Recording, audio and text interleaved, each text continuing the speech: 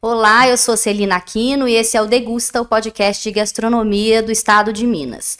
Aqui você já sabe, nessa mesa a gente se recebe convidados que têm histórias interessantes ligadas à gastronomia e no final a gente termina sempre com comida, claro. Então já fica aqui o convite para você ficar até o final e participar dessa degustação com a gente.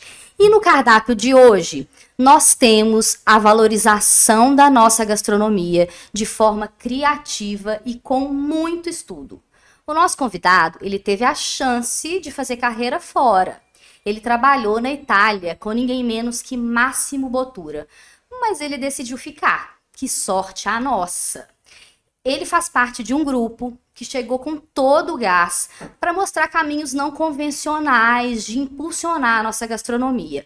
E ele defende que a nossa riqueza dos ingredientes, das pessoas, e vocês vão entender bem ao longo da conversa, é o que está no nosso entorno. Basta a gente olhar, observar e enxergar as coisas. O nosso convidado é o Henrique Gilberto, ele é chefe do Grupo Viela, que reúne o restaurante Cozinha Tupis, o Bar Juramento 202 e a pizzaria Forno da Saudade. Henrique, muito obrigada pela sua presença. Que bom que você tirou um tempinho aí na sua agenda para estar aqui com a gente, que a gente sabe que está com a agenda atribulada, né?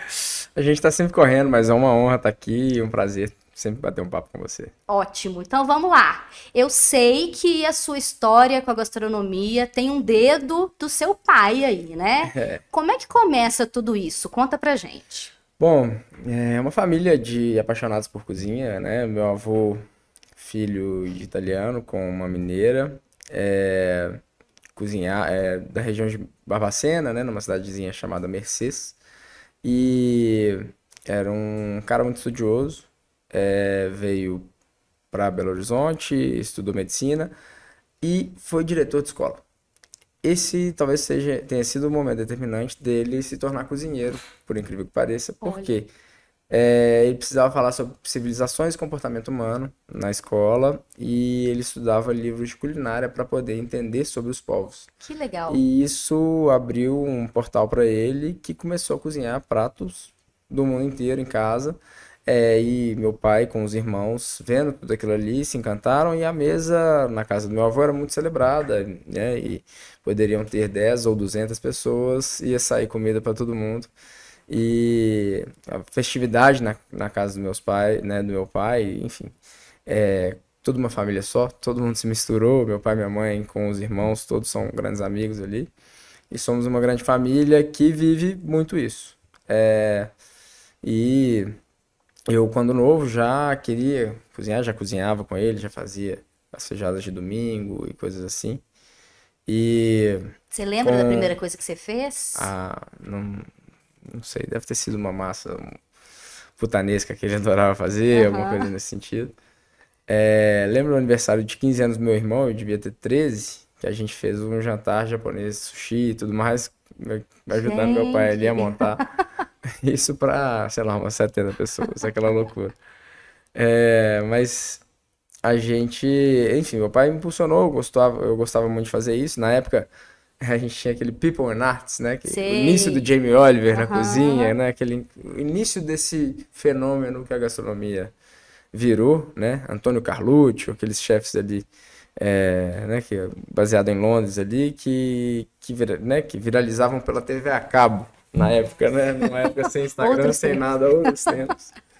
E eu com 15 anos, uma tia trouxe uma oportunidade de fazer o CIA, que era um curso de culinária nos Estados Unidos, e era caríssimo.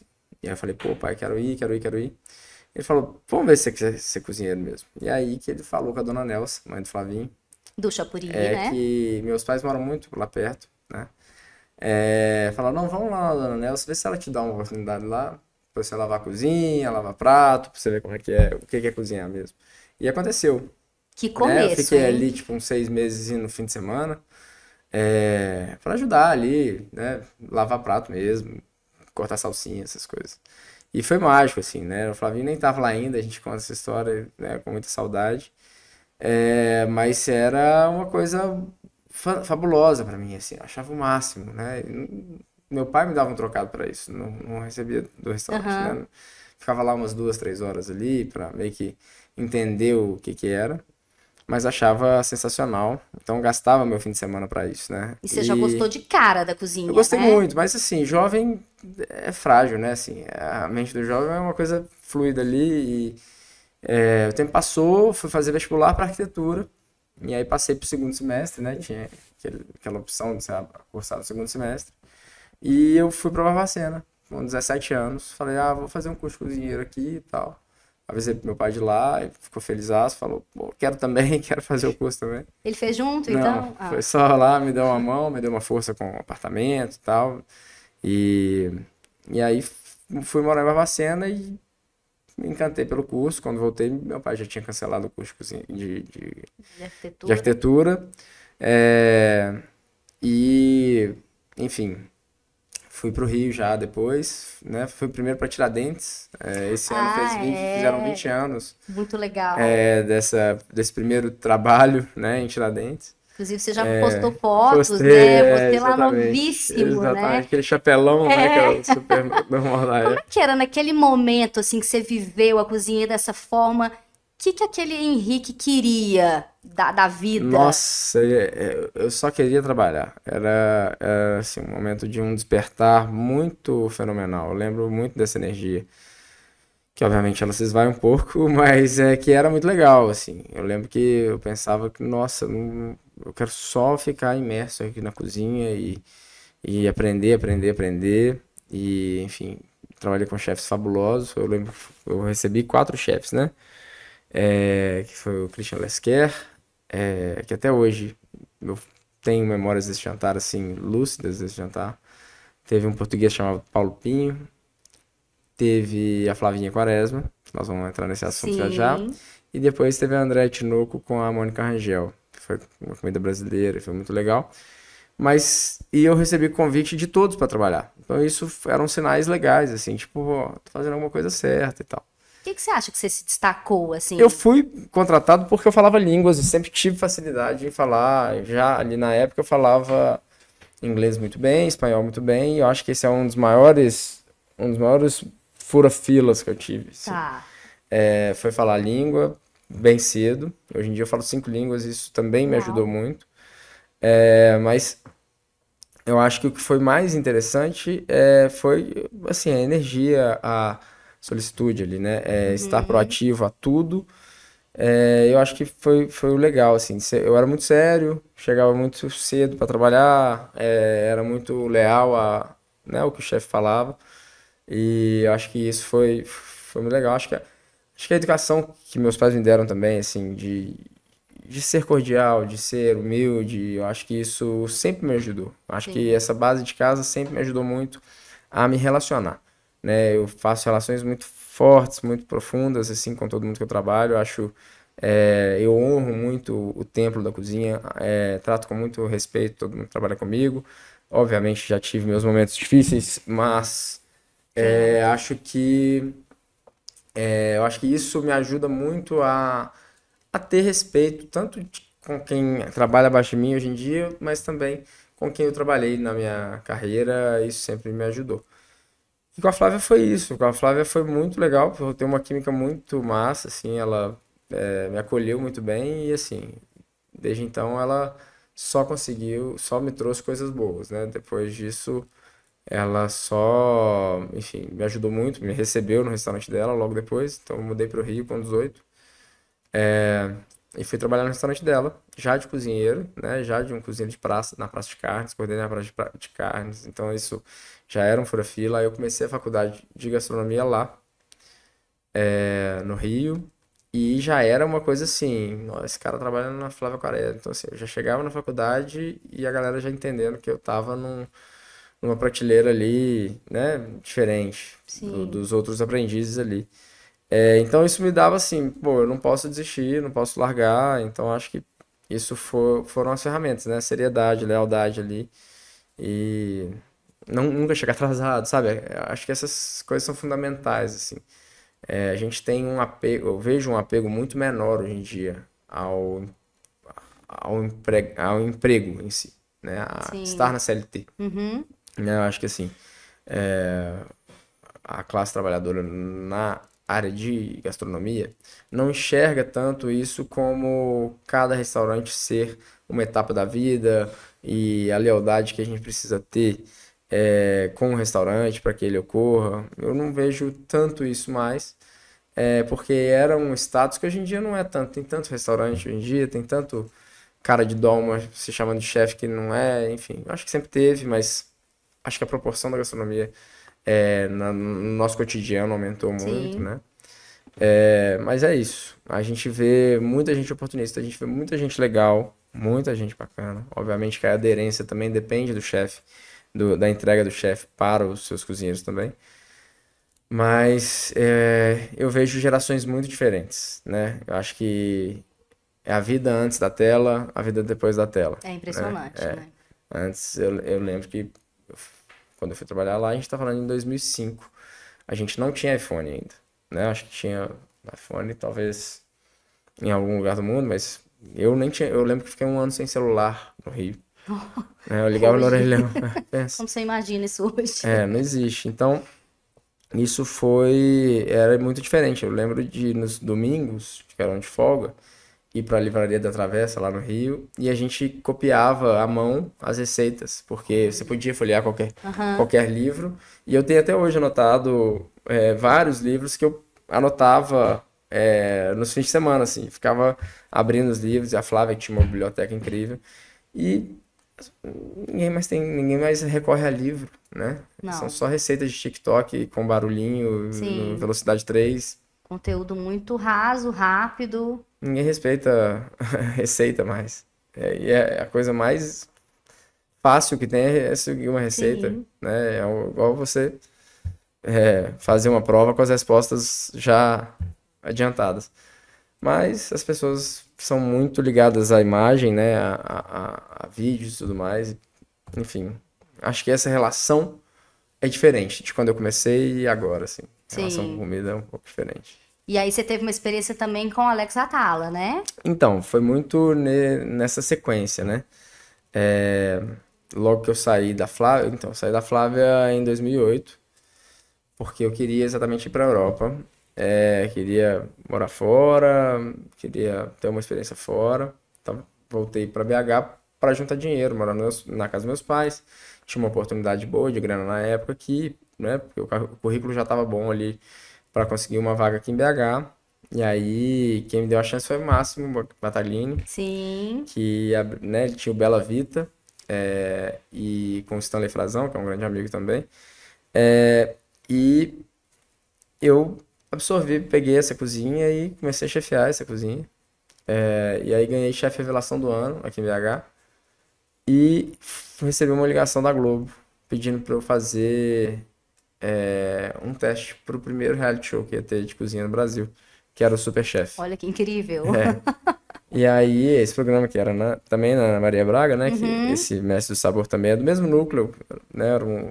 Era o primeiro reality show que tinha. Sim, Então, pra antes você de ter ideia. Masterchef, antes de tudo, Antes de né? tudo, era um reality nos moldes do Big Brother, que você ficava confinado 72 dias. Eu fiquei confinado por esse programa. Então, assim, foi uma coisa, assim, muito maluca. Eu não tava afim de ir, mas minha mãe pressionou, minha irmã, a galera botou pilha. Falei, não, beleza, vamos lá. E aí, fui participar, ganhei, né, o programa e ganhei um dinheiro, né? Na época, um ótimo dinheiro, um carro, então, coisas que eu não imaginava, né? Então, eu falei, pô, minha passagem, então, pra Europa, eu garanti, consegui. Como é que eu vou fazer agora, né? E aí, enfim, tive um episódio muito difícil na minha vida, que foi a perda do meu irmão mais velho, e aí foi uma coisa que me afastou muito da cozinha nessa época, né? Então, no final de 2009 isso ocorre, e eu, muito, assim, isolado, sem querer me envolver em qualquer coisa. E aí, num evento do Mais Você, a Flávia me encontrou. Eles me chamaram para poder ir para São Paulo, para um evento de 5.000 programas do Mais Você. E aí a Flávia foi também, propositalmente, e me chamou para almoçar no Dom, no Dalva, na verdade. E aí o Alex estava lá, e a Gabi, que trabalhava com ele, e eles sentaram na mesa e falaram, pô, a gente soube o que aconteceu com você e tal. vem pra cá, vem pro Dom, vem trabalhar com a gente um tempo e tal. E aí fiquei um ótimo tempo lá. Nossa, que rede legal Foi essa, muito hein? legal, não. E aí é isso, a Flávia, Que mais uma vez, legal. sendo madrinha, assim, demais, né? Enfim, não tem nem o que falar, assim. A Flávia conseguiu realmente me tirar do fundo do poço ali. E aí fiquei um tempo com o Alex, que me recebeu super bem também.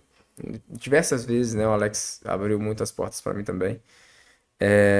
E aí, no final do meu período lá, eu falei, cara, tô querendo ir pra Europa, me dá uma força. Ele falou, cara, vai pra Itália. O Máximo é um amigo e tal, não sei o quê. Eu mando um e-mail pra ele. Falei, beleza. Fui pra lá. Até hoje eu brinco com ele, com o Alex disso. Não tinha e-mail. Cheguei lá, bati na porta. Oi, tudo bem? Vim trabalhar aqui, vim do Dom e tal. O Yoji Tokuyoshi, um japonês bravíssimo que era o chefe. É um grande amigo hoje em dia, mas a gente não tá esperando ninguém, não. Eu falei, não, mas Nossa, é porque falou. imagina. Aí é a hora que a língua ajuda também. Eu tinha estudado italiano para poder ir um pouco. Desenrolei o italiano lá com o japonês. E E convenceu. falei, não, eu tô aqui, minha mala tá aqui, vamos lá. E trabalhei lá e o Alex ligou pro Máximo e o Máximo tava no restaurante. Falou, então vem. E aí Nossa. me esculacharam lá, me trataram igual cachorro mesmo no início. Como estagiário ou Como já? estagiário, Ah, estagiário. E trabalhei como estagiário lá uns 3 meses antes de me efetivarem ali. Mas eu ainda não tinha cidadania, então tinha que ficar meio que saindo e voltando. Mas foi um período maravilhoso que ele me recebeu como família também, assim. Depois eu fiquei muito da família, né? Até ontem tava vendo uma foto, até postei uma foto que era o time todo da Francescana, da época que hoje em dia todo mundo tá chefiando um restaurante, todo mundo da foto tá chefiando um restaurante ou do Máximo ou que tá estrelado, né? Então o David de Fábio tá indo caramba. muito bem na Osteria della Gioconda. Uhum. O Ricardo Forapani tá na mesma foto que tá no restaurante Il Cavallino, que é do Máximo, dentro da Ferrari. Ó, O Takahiko Kondo, que é um outro japonês que tá na Gucci Osteria, que também é do Máximo. E o Yoji Tokuyoshi, que era o mestre, né, de nós todos ali, que tem 3 restaurantes em Milão, que tá super bem. Então, assim, foi uma geração, foi um time muito legal. A Osteria ainda tinha 2 estrelas, eu cheguei lá, aham. nós ganhamos a terceira estrela lá, numa atmosfera muito intensa e caótica, que era muito trabalho, assim, eram 15 horas por dia, às vezes a gente fazia 15 horas, pegava o carro, ia para uma cidade próxima para fazer um evento, voltava. Então, assim, foi uma época que eu lembro que eu emagreci uns 12 quilos, assim, um Nossa. ano ali, que foi muito, mas foi muito intenso, foi muito interessante, assim, porque eu consegui bloquear problemas na vida aí, né, que estavam ocorrendo, mas que é, o restaurante te dá essa família também, né, te suporta ali Sim. e te agrega e, A ideia de enfim, que você é um time, né? Assim, então tá todo mundo junto, né? Na então, mesma. e foi isso, no ano de 2010 eu passei quase todo ali, e foi fantástico, assim, foi uma experiência muito visceral, né, muito aprendizados incríveis e um conceito totalmente, né, um novo conceito aberto na minha cabeça E por e que que você foi fantástico. escolheu voltar para BH?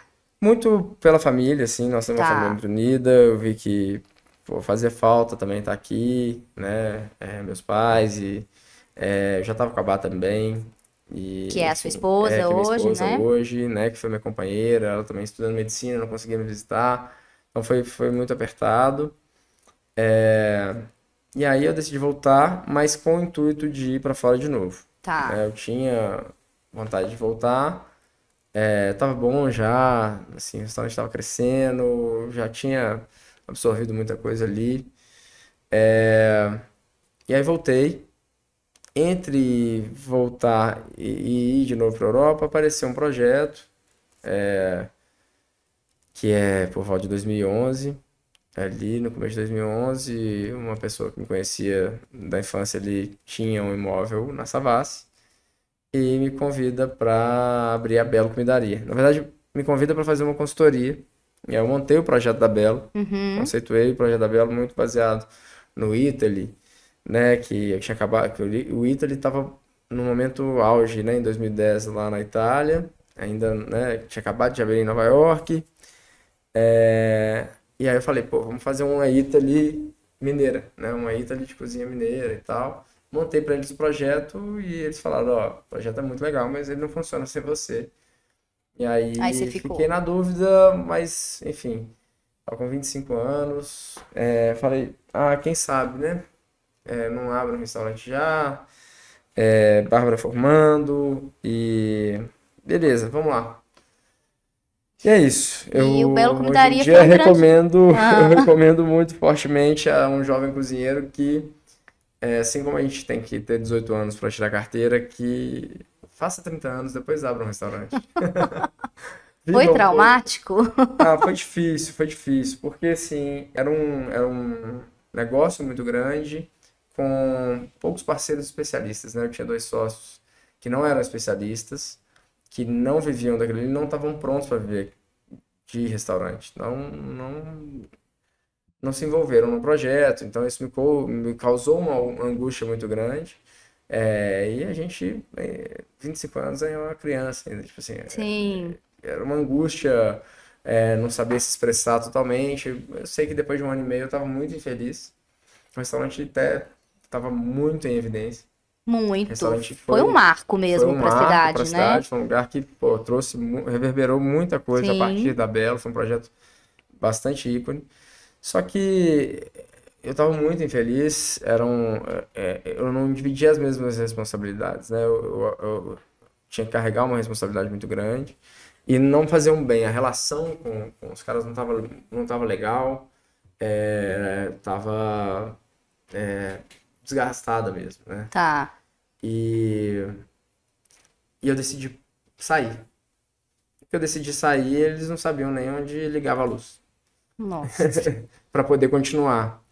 E aí a Belo fechou, a gente até tentou vender e tal, mas preciso te confidenciar uma coisa. No Ah, último 29 de setembro, a Belo acabou. Agora, depois de. 11 anos para poder encerrar. Então Caramba! esse é o grande drama de abrir um restaurante quando jovem. Eu tenho um Nossa! passivo gigante que eu tive que assumir ele, 80% dele, eu tive que assumir sozinho. Então, assim, muita coisa nas minhas costas, e eu não podia. Qualquer evidência que eu tinha, qualquer coisa que eu me projetava, em mídia e tudo mais, via uma cartinha, falava, opa, tem um passivo ali te esperando. Nossa! Então, eu acho que é um pouco esse aprendizado, assim, que eu acho que todo cozinheiro tem que saber construir seu próprio caminho, porque um investidor de restaurante, é muito difícil dele ver retorno financeiro de um restaurante. É duro falar isso. Mas o restaurante em si, ele não tem um payback muito rápido. Ele, como negócio, ele não é um negócio que tem um retorno financeiro rápido.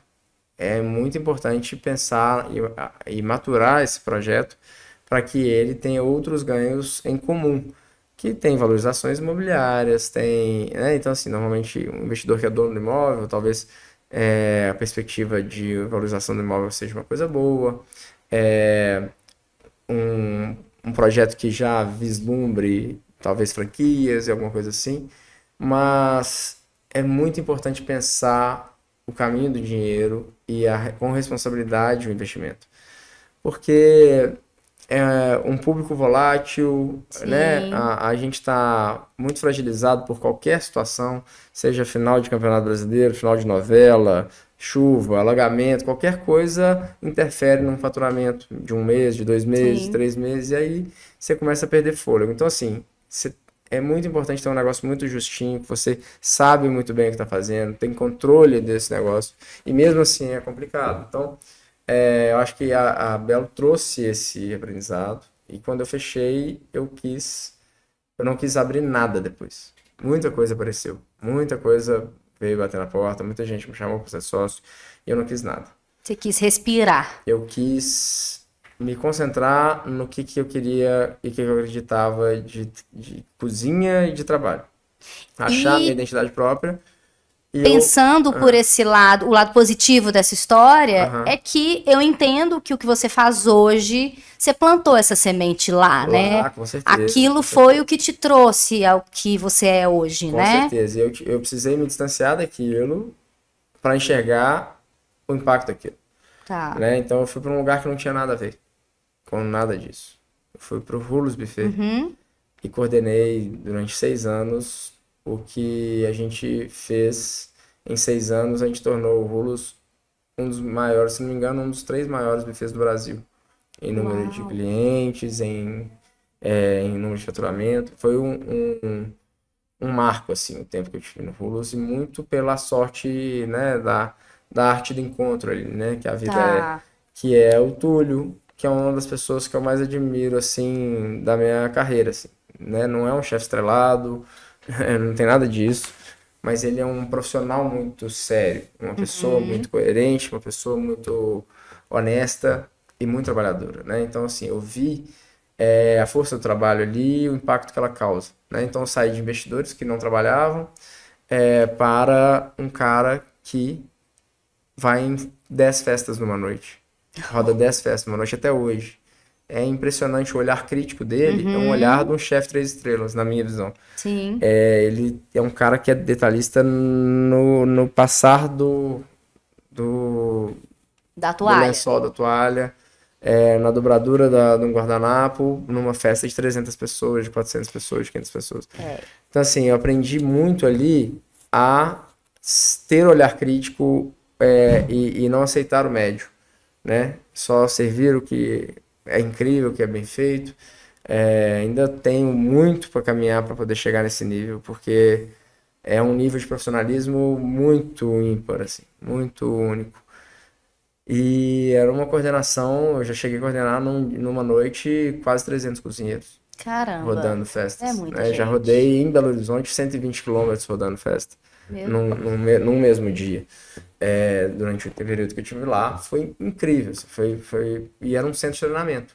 Tudo que eu queria testar, tudo que eu queria fazer de prato novo, eu fazia e convencia a noiva, ou o produtor de eventos, ou né, o comercial de algum lugar, para colocar esse prato. Foi um laboratório para você? Foi um grande laboratório. Foi um grande laboratório, um centro de treinamento ali com muitos equipamentos de ponta, né? O Túlio nunca economizou em infraestrutura e ele só tem equipamento de ponta, o lugar é muito bem estruturado. Agora ele está com um buffet novo, né? Ele mudou o centro de cozinha de produção, ficou mais incrível ainda. E eu tinha na minha cabeça que eu, a partir do Rulos, ia conquistar o meu próximo investidor, que era, vou cozinhar para um público que não me frequentou na Belo, que é um público que tem bastante dinheiro, né, que faz eventos de alta sociedade e tal, e realmente conheci muita gente nisso. Sim.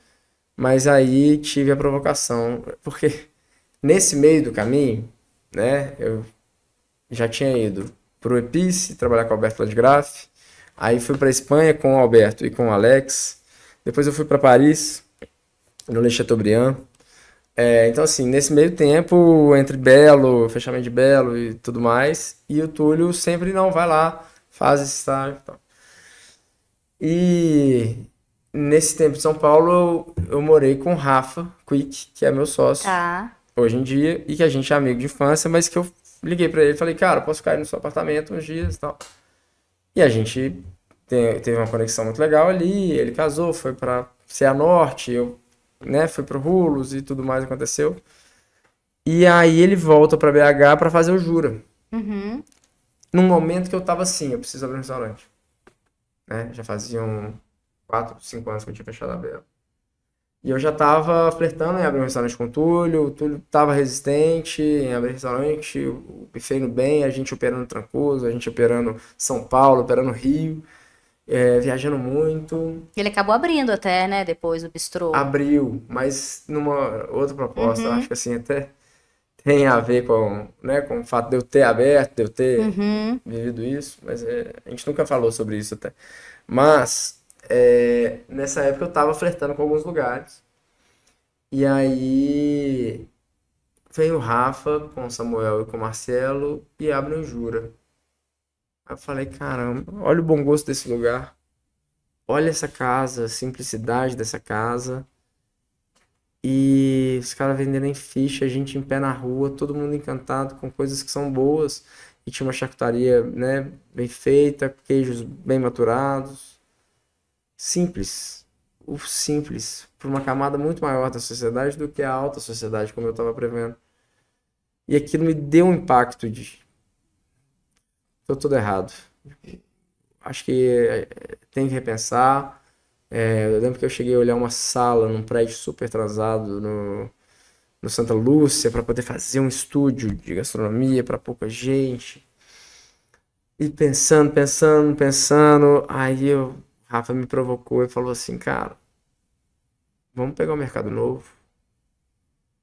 Estão com as lojas lá e tal. Conheci o cara lá.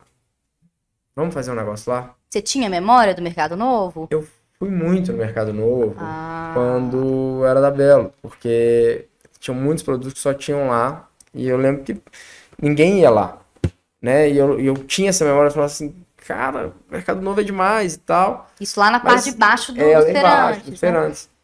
E eu ficava muito pensando ali, já conheci o Zé Luiz, enfim. Eu ficava pensando, cara, que lugar louco, que massa. Aí depois teve festas ali que eu frequentei, lógico. Mas aí quando o Rafa falou, eu falei, cara, vamos lá ver. E aí fui lá e aí fiquei muito empolgado, né? Eu lembro que eu abri a loja com o Pedrão, que agora abriu o Fuga, né? O Pedrão que me acompanhou há muito tempo, ele era desde a Belo, um companheiraço, meu subchefe. E ele falou, velho, você é doido. Isso aqui vai ser louco. Meu pai falou a mesma coisa. Eu falei, não, vamos lá. E aí surgiu. O que te fez acreditar que aquele lugar que estava praticamente abandonado, né, nos andares de cima, né, ia virar um lugar gastronômico da cidade? Eu acho que muito do olhar que o Rafa tem das coisas e como que a química que a gente teve de pensar as mesmas coisas, do bom gosto, né, que a gente tem ali de cultura popular brasileira. E eu acho que o que eu tava no encantamento disso, assim, de entender que a cultura popular brasileira é o que a gente tem de mais rico, assim. Tá. E que era muito fácil fazer um restaurante em Lourdes. Infelizmente, eu nunca gostei do fácil. Eu sempre fui pelos caminhos mais rochosos, assim, muito para poder criar profundidade nas coisas que eu faço. Isso é, né, a dor e também é a beleza, mas é a dor também do jeito que eu construí, meu jeito de falar de cozinha, né? Acho que o que a gente faz é uma expressão, né? Então, a partir do momento que eu entendi como que eu queria me expressar, veio a Tupis, veio o Mercado Novo e tal, e um fogão velho que a gente viu, que o Rafa achou, eu falei, não, vamos comprar esse fogão, vamos fazer. Enfim. É o fogão vermelho? Não, é um fogão branco que fica lá no fundo, que agora eu acabei de achar outro para poder trocar. Então, o fogão de 1947, eu achei o segundo. Na mesma marca, uma marca brasileira chama Valig, que não existe mais, uma marca que... E eu comprei um fogão de 1937 dessa mesma marca, do Colégio Santa Marcelina, recentemente, um fogão que está desmontado, mas é isso, a gente vai comprando fogão velho para ir abrindo casa. Mas aí, falei, não, vambora. E tem muito também da coragem do Pedrão, assim. O Pedrão foi um cara muito importante para que eu abrisse, porque ele me ajudou a fechar a Belo. Tá. Eu lembro de um dia de muito sofrimento na Belo, deprê pra caramba, tinha dormido no estoque para poder... Enfim, aquelas coisas, né? E tudo desorganizado na área administrativa e tal. E o Pedrão puto, assim, o Pedrão bolado, assim, de estar trabalhando ali, me ver sofrendo e, né, e como funcionário também, maltratado pela parte administrativa. E aí ele falou, cara, se a gente arrumar um boteco pequeno, nós dois a gente toca uma cozinha melhor que essa aqui, porque não precisamos ter um restaurante. Aí, na hora que pintou o mercado, eu liguei pra ele e falou, vamos. Aí, falei, vamos então. E aí foi com muita energia, né? E aí eu continuei durante um tempo ainda rulos e tupis, né? Trabalhando muito, só que aí vai engravidou, veio a Duda, e aí, enfim, fizemos a tupis, né? Tupis e Goitacazes, mas que agora tá se tornando só tupis, mas que é um marco, eu acho que assim, a tupis. Com A gente certeza. conseguiu trazer, enfim, uma diversidade de cozinha e um.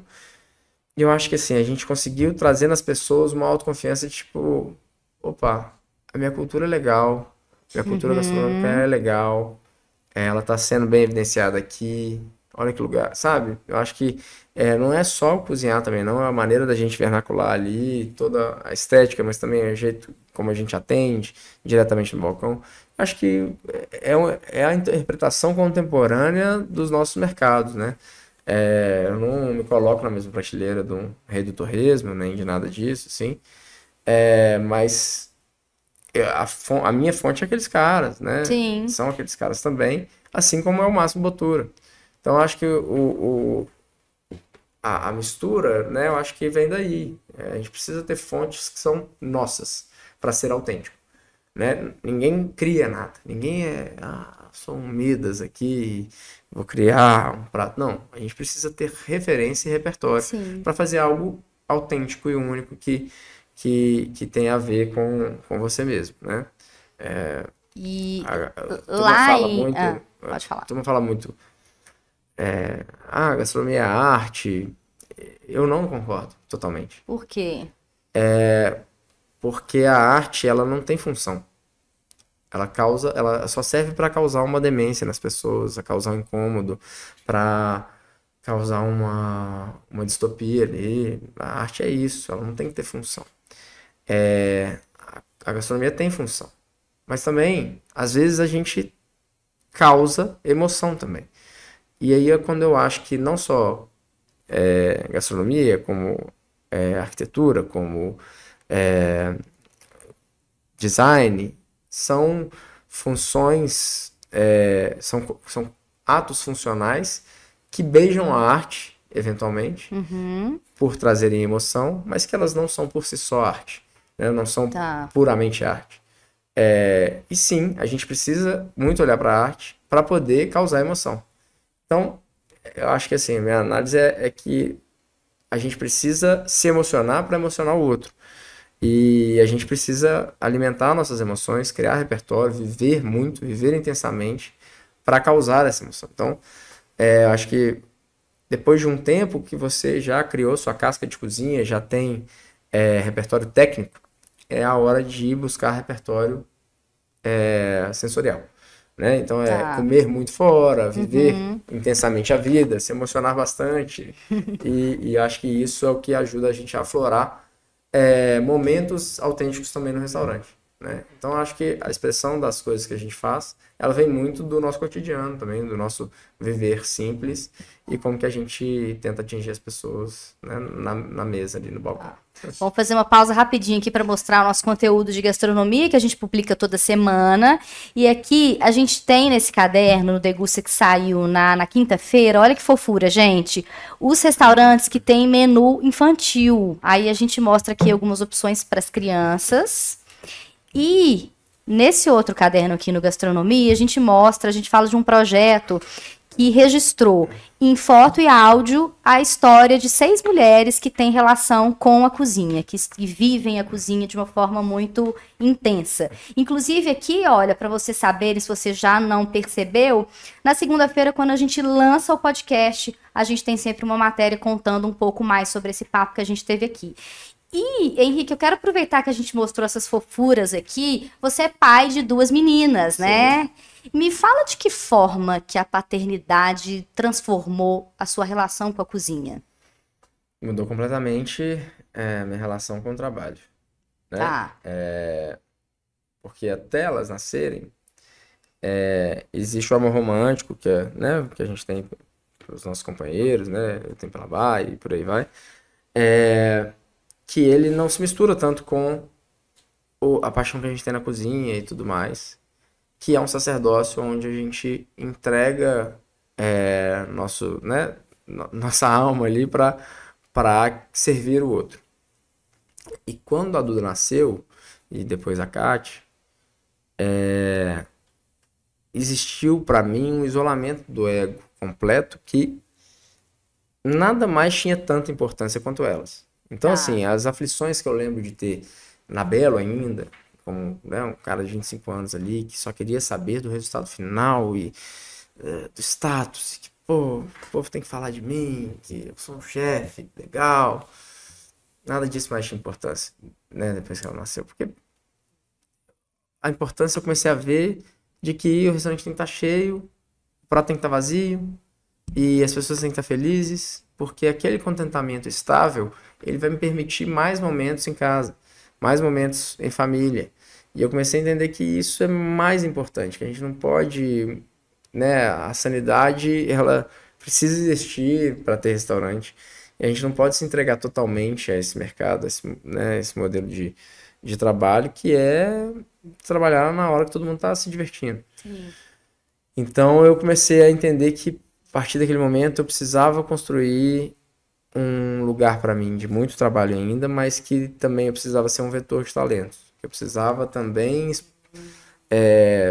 mentorar mais, fazer com que, né, outros chefes ali no meu time começassem a ter protagonismo e cada vez mais eu estou conseguindo prosperar nisso, conseguindo delegar mais coisas e pensar mais na comida. Então, assim, isso me ajudou um pouco a organizar a mente. Foi muito difícil, óbvio, quando elas nasceram, né? Quando nasceu, poder equilibrar tudo e não ser um pai, né? Que não dá 100% de si também, assim como toda mãe dá. Então, acho que foi um momento de afastamento, um pouco dessa obsessão que nós cozinheiros normalmente temos de querer tudo perfeito o tempo todo e entender que vai ser o que meu momento permitir Que der pra e ser. com muito menos sofrimento, né? Acho que assim, eu entendi que a gente é pequeno demais, né? Perto dessa grandiosidade de ser pai, o chefe ficou pequeno. Sim. É um trabalho, cara. Sai dessa, entendeu? Sai dessa de ficar obcecado. Então, para mim fez muito bem. Não acho que minha comida piorou nem nada, mas eu também fiquei um pouco menos ambicioso em relação a conquistar o mundo, né?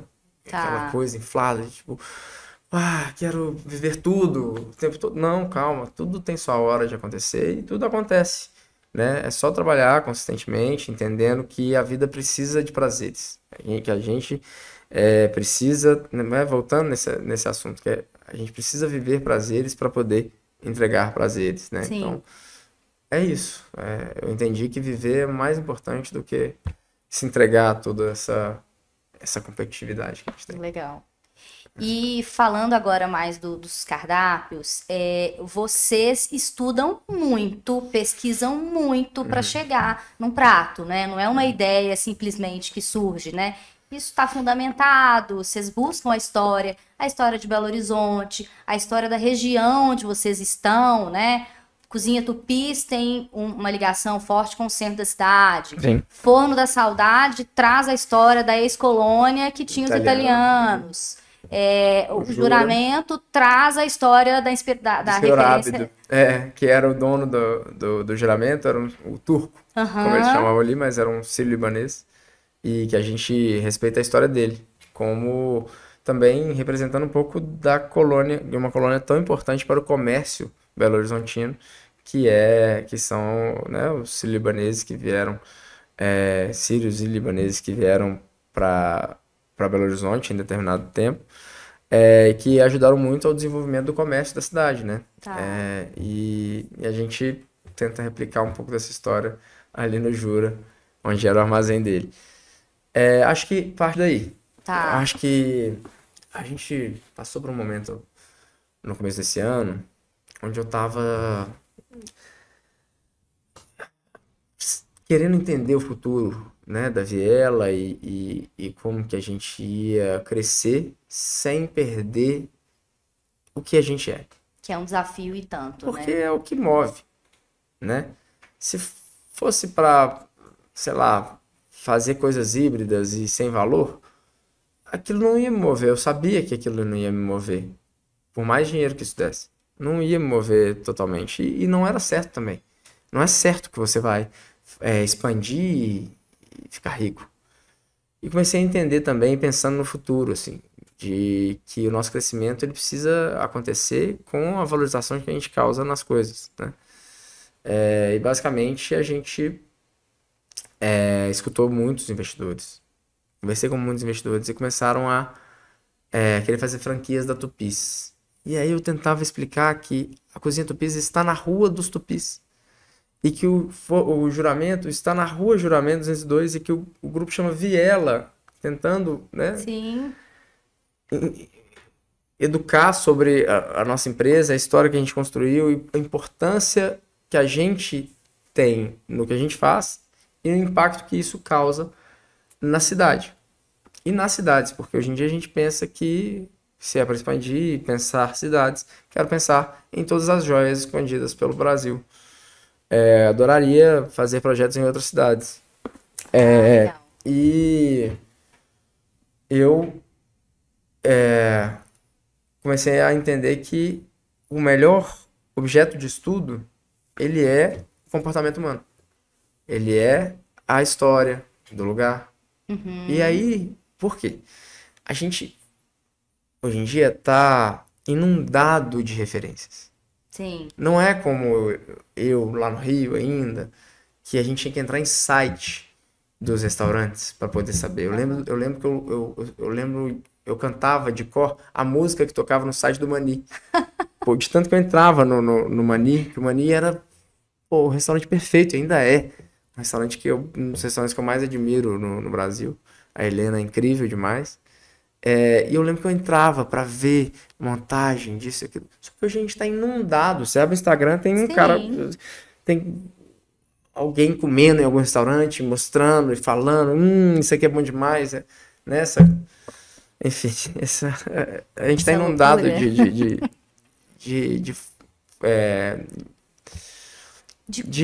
fontes ali. De conteúdo. Isso. E isso a gente tem. Eu tenho catalogado tudo que me interessa.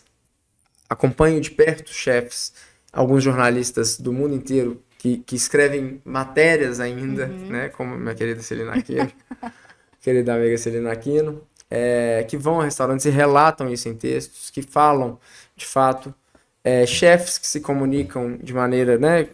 Como que eles pensam comida também. E isso são fontes. E isso a gente vai absorvendo. Mas não dá para soltar isso na Tupis. Não. Eu não vou defumar um caviar e servir no Mercado Novo. Não é isso.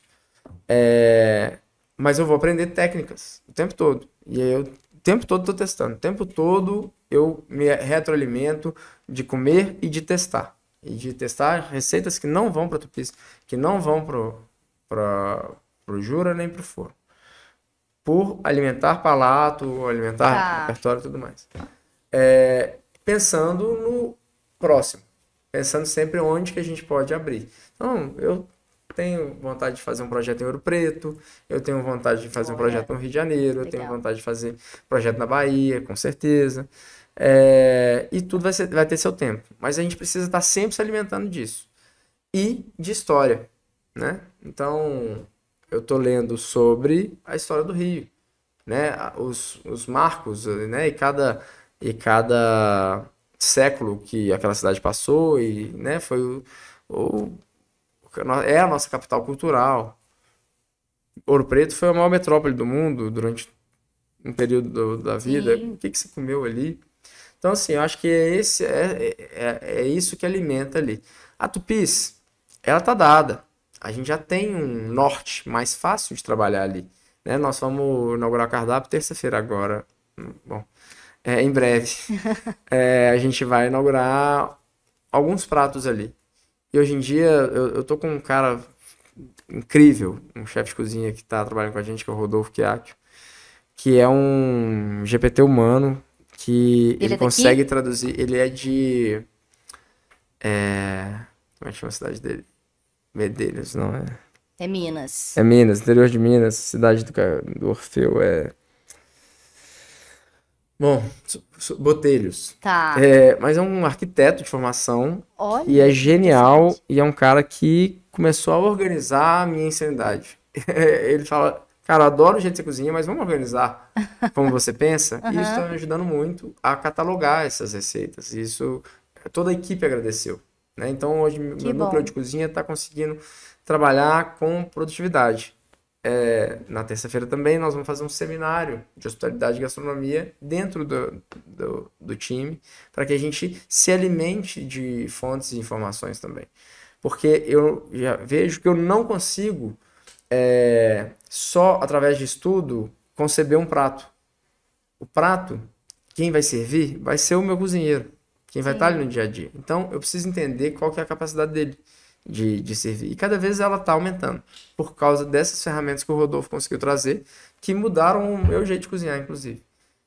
Estou conseguindo traduzir todas as técnicas que eu pesquiso o tempo todo, mas que não dá para falar o tempo todo com um rapaz que está com 2 anos de cozinha só. Sim. E que eu não posso acelerar também, senão eu tiro o brilho dele também de se desenvolver. Então, eu acho que eu estou nesse momento onde é muito importante me abastecer de referências, mas é muito importante poder estar mentorando e trabalhando com o time para poder criar essas receitas e cada função de cada receita, né? Então, a gente está lançando um prato que é super lúdico, que eu até servi lá na Casa do Porco recentemente, que voltou ao cardápio, que é uma costelinha envolvida no algodão doce, que ela é para criar ilusão. É um prato realmente para se divertir o comensal. E tem pratos que são substanciosos e super deliciosos, como nosso arroz de papada, que é um prato comfort food. Então, cada prato tem sua função. A gente precisa entender a raiz disso. E a gente precisa muito interpretar o nosso próprio restaurante para poder criar o prato, né? Tá. Tem coisas que não cabem umas nas outras, né? Tem pratos que não cabem em determinado restaurante que vão funcionar para outro. Já dei prato para amigo, falei assim, ó, esse prato não funciona no meu restaurante, eu acho que tem a cara do seu. Então, assim, isso acontece. Mas a gente precisa botar para fora, cozinhar muito. Eu cozinho muito, dia a dia, não só nas cozinhas. Nas cozinhas, infelizmente, eu tenho cozinhado pouco. Tenho adorado fazer serviços lá com o time adora também. Infelizmente, não dá tanto tempo com tantas resoluções que a gente tem no dia. Mas eu acho que é botar para fora. A gente precisa cozinhar, precisa fazer muito, e é o que mais me alimenta de pesquisa, é realmente pesquisar, entender, ler, viver coisas legais e botar para fora. Testar. Ajuda muito. E esse olhar pro local, que é um ponto importante do negócio de vocês, né? Sim. Isso que você falou da localização, que tá no nome, mas também que tá no cardápio, né? De olhar para o que a gente tem em volta, né? Não querer ir tão longe. É nisso que vocês acreditam mesmo? Total, assim, né? De comportamento também, né? De comer ali perto do mercado, né? Comer no Mané Doido, no Mercado Central, comer lá embaixo no Bom Dia, que é um restaurante, né? O Bom Dia, o Trega, que são restaurantes do térreo do mercado. Comer no Zé Luiz, obviamente, mas eu acho que eu já binguei o cardápio do Zé Luiz, já comi tudo que eu tinha ali. Na madrugada. Não dá mais para botar prato do zero no cardápio. Mas enfim, os meninos são ótimos, o Gilson e a Dilson.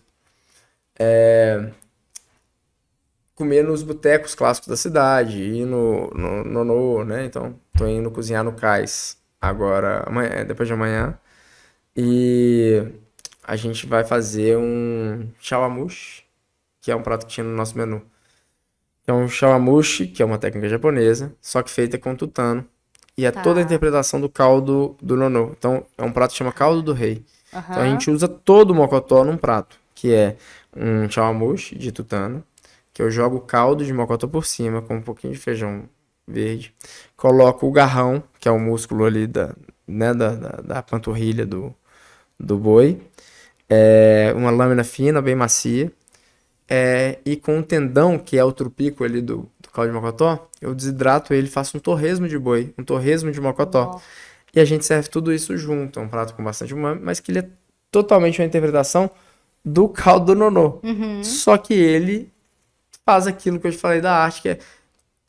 Quem sou eu pra falar que isso é arte? Mas que causa uma demência. Tipo, olha só, a gente pensou em todas as texturas que o mocotó pode trazer para um prato. Então isso é muito a diversão em encantar o comensal que está ali para se entreter com comida, que é diferente do que ir se alimentar. Então tem essa função para alguns pratos também. Eu acho que isso eu acho que essa é a brincadeira legal de cozinhar. Sim. Né? E ao mesmo tempo que você fala que vocês pesquisam muito, testam muito, estão sempre criando coisas que não necessariamente vão para o cardápio, vocês acreditam no clássico, né? De que Muito. os negócios têm que durar, têm que permanecer no tempo, né? Não é fácil, né? Pois é, vocês acreditam que depois de alguns anos, vocês estão nesse caminho, vocês estão conseguindo, né, caminhar nessa direção? A gente torce para que sim, mas hoje em dia, assim,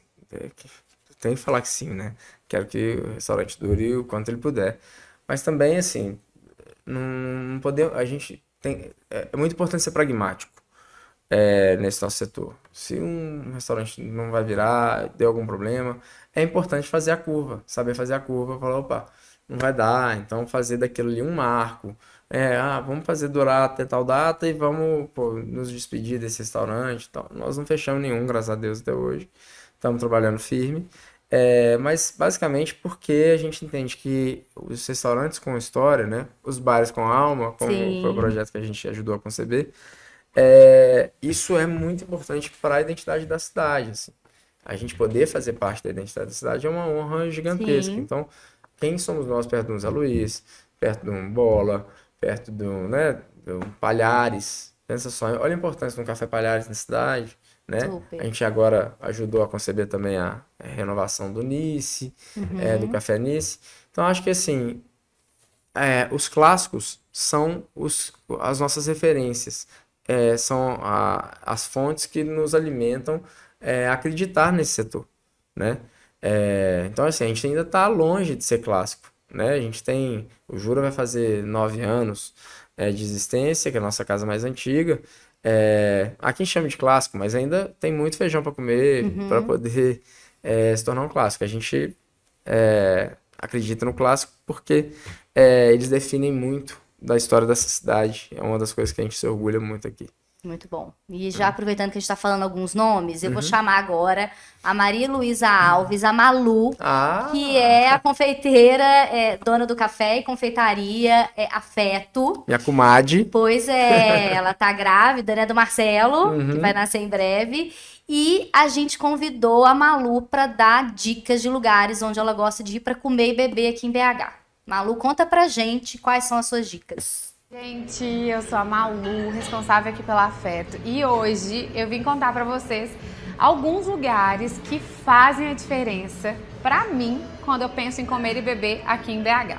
Albertina Pães é a minha padaria preferida da cidade. Tem um tronquinho de doce de leite que não tem todos os dias, mas quando tiver, vai lá e experimenta, que é incrível. Em seguida, Couve-Flor, o melhor self-service da cidade, e um dos meus itens preferidos de lá, por incrível que pareça, é um vinagrete. Incrível! Bar Padrim, batata frita. Sei nem explicar. A Porca Voadora, o Gilozinho. Temos o Fuga, que acabou de inaugurar, e o meu prato preferido de lá é uma fugaceta de cebola. Só experimenta, tá? Um pecado. Para finalizar o dia, a gente tem Boca Libre, que são meus vizinhos do Santo Antônio, sanduíche perfeito, maravilhoso. E o que eu sempre peço é o bacon libre. Então, assim, não vai errar. Vai lá.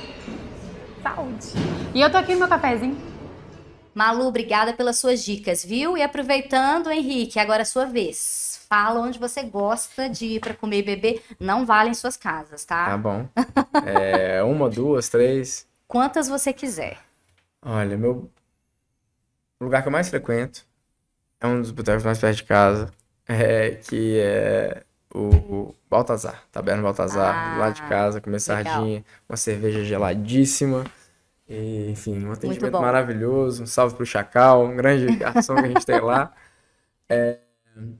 Eu adoro lá pertinho também, né? O bar da Bruna Todd, que é a Porca Voadora, tá muito legal. Uhum. O Fuga tá muito legal, Ah, né? pois ainda não O fui. Fuga tá muito legal. Muito orgulho de ver Pedroca e o Nico lá. Estão brilhando. Que são os dois ex-Cozinha Tupis, pra quem não sabe, né? Eles Nos ajudaram a estavam... conceber. Família Viela total.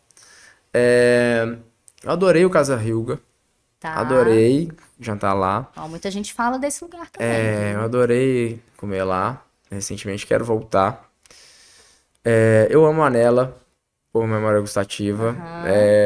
Fui criado ali naquele passeio. E o Chapu, né? É o melhor sim. restaurante do mundo, pra mim. Pra mim é um dos melhores restaurantes do mundo mesmo. É um que, né, representa a nossa região tão lindamente. E eu tenho muito orgulho daquele lugar. Conto pra todo mundo daquele lugar. Acho demais. Eu até tenho saído legal, assim. Mas é isso. Baltazar sempre é o primeiro lugar. E deixa eu ver se tem alguma coisa recentemente que eu adorei. Adorei o Paralelo Do do Guida Guia Gabi. Gabi. Adorei a experiência. Já adoro o Okinak também. Adorei lá. Acho que é isso. Acho que são os principais lugares. Ótimas dicas. Obrigado. E nas Olimpíadas do ano Sim. passado, vocês participaram de um projeto incrível que foi levar Minas, um bar de Minas, para Paris, né? Isso. E servindo as nossas comidas típicas, pão de queijo, linguiça e etc. E pelo que deu para perceber, essa experiência foi muito transformadora para você, né, Henrique? Foi. Como é que foi viver tudo isso, que foi um sucesso absoluto, Foi, né? muito legal. E o que você trouxe de volta na bagagem para sua vida, para sua cozinha? Foi muito legal. Foi um motivo de muitas experiências legais. Eu acho que poder ter ido, né, com o meu time e, né, poder ter mostrado nossa cultura e poder ter comido em tantos lugares, né, uma oportunidade para a gente fazer um intercâmbio também, conheci tantos restaurantes, tantos bares de vinho, essas coisas todas, entender um pouco o comportamento deles para poder aprender também, né, como enxergar o cliente aqui. Mas eu voltei com muito orgulho na bagagem. Porque, nossa, eu voltei com a certeza de que nós somos o melhor povo do mundo. Acho que o brasileiro é o melhor povo que tem no mundo. Desculpem os outros, mas a gente se adapta, a gente é feliz o tempo todo. A gente traz felicidade para todo mundo. Então, onde passava brasileiro, tava todo mundo animado. Era samba mesmo, e pagode mesmo. Pode ser clichê, mas a gente precisa se orgulhar demais, né? Fernando Torres falou ano passado, com o sucesso do Ainda Estou Aqui, como que a gente é uma ilha isolada pelo idioma e realmente o fato da gente falar português nos isola e as pessoas consomem muito pouco a nossa cultura alimentar, nossa cultura musical, nossas artes plásticas, tudo isso, nossas artes visuais, tudo isso é muito pouco consumido pelo mundo. Então a nossa propaganda mundial ela é muito rasa. Ela é muito rasa. Eu amo futebol, eu amo samba, mas ela é só isso em muitos lugares do mundo e a gente é mais que isso. Muito mais. Né? Não que isso seja ruim. Sim. Eu amo futebol, eu amo samba, faz parte da gente, mas a gente é um tanto de coisa, né? E eu ainda quero ter a oportunidade de mostrar isso pro mundo, assim. Eu acho que eu ainda quero ter um boteco em Paris. Nem que seja itinerante, eu quero ter um boteco em Barcelona, quero, porque não tem boteco. Ninguém senta pra tomar uma cerveja de 600 em lugar nenhum do mundo, comer um torresmo com tranquilidade. Sempre sabe, com muito mais formalidade. Eu acho que o brasileiro ele traduz simplicidade com elegância muito bem. E tenho muita vontade mesmo. Voltei com muita vontade de fazer alguma coisa lá fora. Temporário, não vou morar fora, nem nada pra poder tocar, mas eu ainda quero fazer algum pop-up, alguma coisa lá fora, porque nós somos motivos de orgulho demais. Eu acho que o Brasil precisa se orgulhar de quem é, o povo brasileiro precisa se orgulhar demais de quem é, porque nós somos demais. Nós sabemos das coisas, nós sabemos viver, sabe?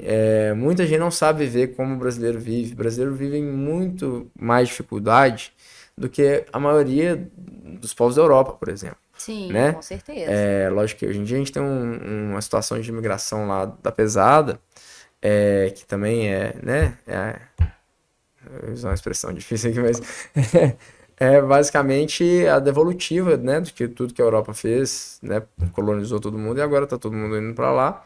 Mas o povo brasileiro, ele dá um jeito de estar inserido, né? Ele não fica isolado em lugar nenhum. Né? Todo mundo acolhe o brasileiro muito bem. E a gente precisa usar disso para poder promover o que a gente tem. Olha que fato interessante. Assim. A gente tem a maior empresa de bebidas do mundo. Não tem nenhuma cerveja brasileira sendo servida em lugar nenhum. Você tem Corona, você tem Dosec, você tem, enfim, tanto de marca de cerveja do mundo inteiro, que é praticamente a mesma cerveja que a gente tem aqui. Mas não tem, não sei se pode falar não, mas não tem uma Brahma gelada, não tem entendeu? Uma Antártica Zé azulzinha ali em lugar nenhum. Não tem distribuição. Isso é um pouco dessa síndrome de a gente achar que isso não é bom. Sim. Que a nossa cerveja não é boa, do que nada é bom nosso. Tem tanta coisa nossa que é fantástica, que pode estar lá, que não está. Muito porque a gente não aposta na propaganda disso. Olha outro número muito bizarro. A Espanha tem mais ou menos o tamanho do Brasil, de Minas Gerais. Tá. A Espanha recebe por ano 84 milhões de turistas.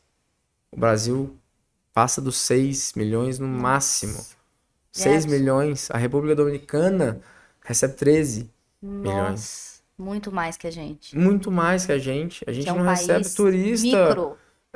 Entendeu? Pra ir no interior de Fortaleza, que é lindo. Pra ir no interior de Minas, que é fantástico.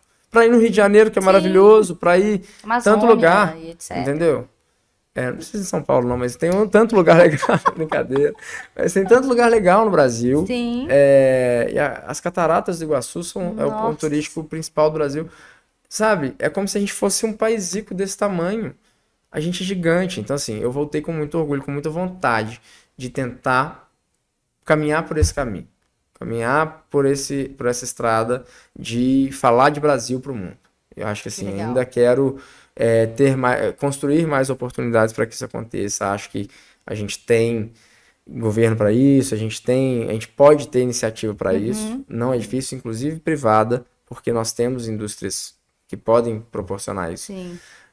Então, assim... E temos talentos aqui. Muitos. Cabeças pensantes. Muitos. Né? De todas as áreas. Sim. Então, acho que isso foi a principal sensação que eu voltei. Foi o principal sentimento que eu voltei na bagagem. Além de uns flagra escondidos. Foi mais ou menos isso. Bom, e pensando desse lado que a gente está falando, de levar a nossa comida para fora, mas ao mesmo tempo, voltando aqui para dentro, vocês, no Cozinha Tupis, vocês são hoje um ponto de referência turística, né? Sim. Por estar no Mercado Novo, que virou realmente um ponto que todo mundo tem que visitar quando vem de fora, né? Assim, como que é estar nesse lugar? Que esse é um ponto de referência para o turista, mostrar a nossa cultura, a nossa comida para quem está de fora. Como é que vocês lidam com isso? Eu acho que a gente não pode fazer alegoria para ninguém. A gente tem que estar sempre, eu acho assim, a mensagem que eu tento passar, e hoje em dia eu tenho uma gestora de hospitalidade fantástica, que é a Estela Simões. Ela está transformando muito o meu atendimento em algo que é nosso, que é próprio. A gente sempre teve uma aura entre altos e baixos. A gente já teve gente que foi maltratada. A gente trabalha com seres humanos, tem situações. Mas a gente conseguiu um lugar interessante na hospitalidade. E isso tem a ver com a hospitalidade. Porque a gente investiu muito em hospitalidade invisível, que não tá nas pessoas, que é estética, o garfinho enrolado num pano, que é o nosso guardanapo, o avental que é assim, o assado, a jaca azul, sentar no balcão com simplicidade, servindo prato Duralex, que a gente inflacionou esse mercado pelo visto, porque fiquei sabendo que tá caro agora. Caramba! Mas todas essas escolhas que a gente fez para servir num lugar simples, isso é a tradução do nosso sentimento para aquele lugar. E isso é hospitalidade. Tá. Então, essa estética que a gente buscou, que infelizmente mercados vêm e vão, e a gente sabe que tem muita coisa acontecendo no mercado novo agora, que saiu muito da nossa tela, mas que ainda é um lugar muito visitado, mas que é um lugar que a gente conseguiu um impacto tão grande por ser verdadeiramente brasileiro, no vernacular, né? No vernacular popular, né? Da cultura popular brasileira. Então, acho que é onde o Rafa foi muito feliz. Então, assim, é muito impactante entrar lá porque você não tem um choque. É uma estética que, pelo menos, combinava e combina, em certa forma, com o andar de baixo, com aquela região do centro. Né? Não é um lugar que destoa do restante do centro. Sim. Então, é a gente olhar para o centro com orgulho e não olhar com vergonha. Basicamente, a gente olhar para a nossa população simples, população do dia a dia, população, né, da classe média e média baixa brasileira, entendendo que nós somos esse povo. Nós somos os 99%, como dizem por aí. Nós somos esse povo. Sim. Um povo simples, um povo que é feliz por nada. E a gente tentou meio que traduzir isso com placas que são feitas lá no próprio mercado, os talheres, os cardápios são impressos lá no próprio mercado. Então, acho que esse mutualismo que a gente buscou ali é o que fez a gente ser evidenciado.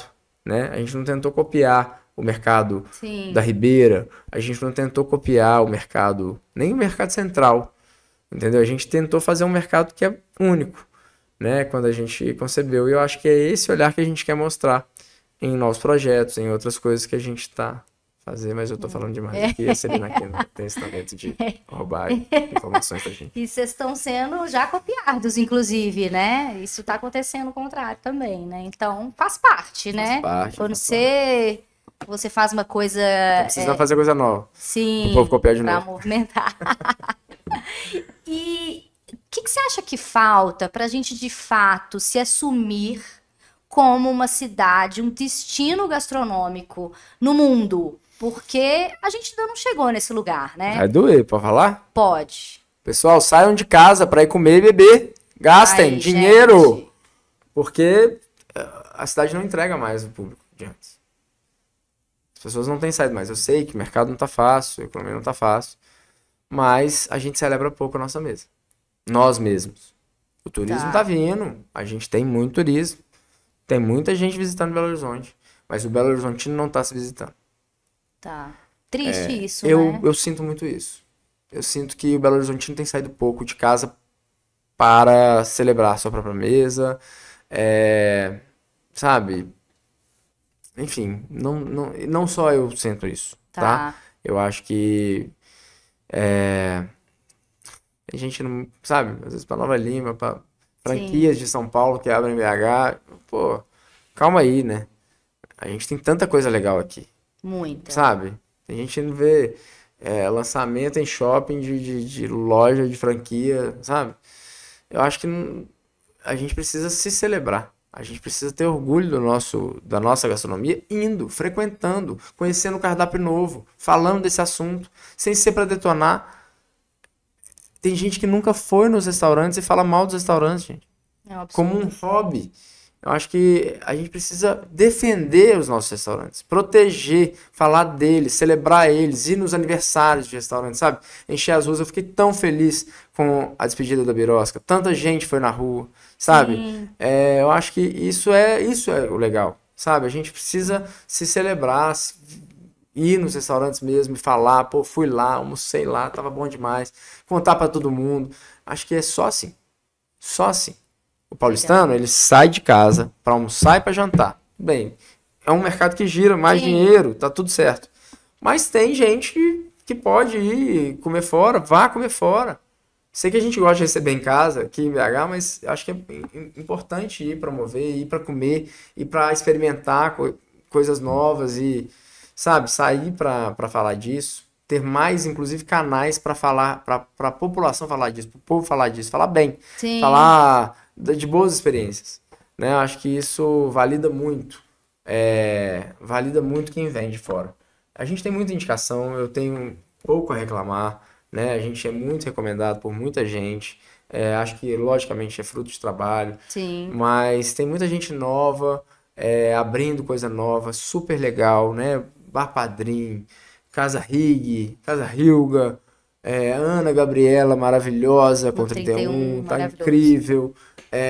Sabe, Fuga, tanta coisa linda sendo aberta, e eu acho que todo mundo tem que ir visitar, tem que sair, tem que falar disso, tem que se provocar a fazer mais isso, né? Sim. Eu acho que isso é que faz a cultura de Belo Horizonte se disseminar, se espalhar. Eu acho que passa por isso. Muito bom. Tá aí o recado, gente, bem direto, hein?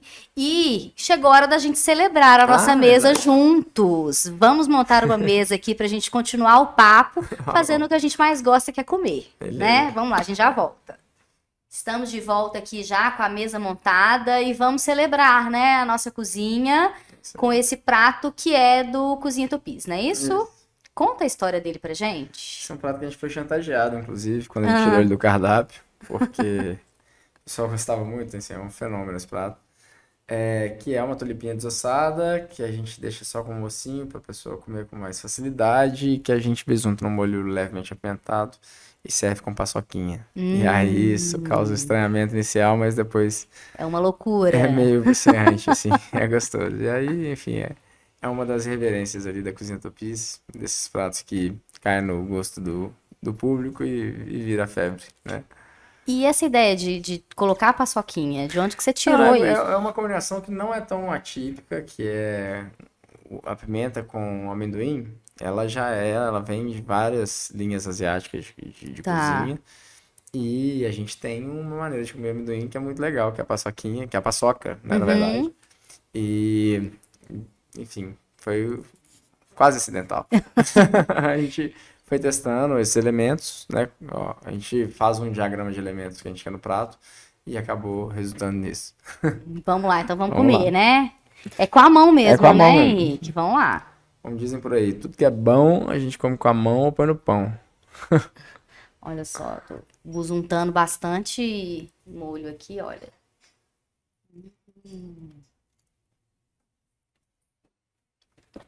É bom, né? Nossa, é muito bom. Um quê oriental, um quê mineiro, um adocicado, tudo junto. Muito bom.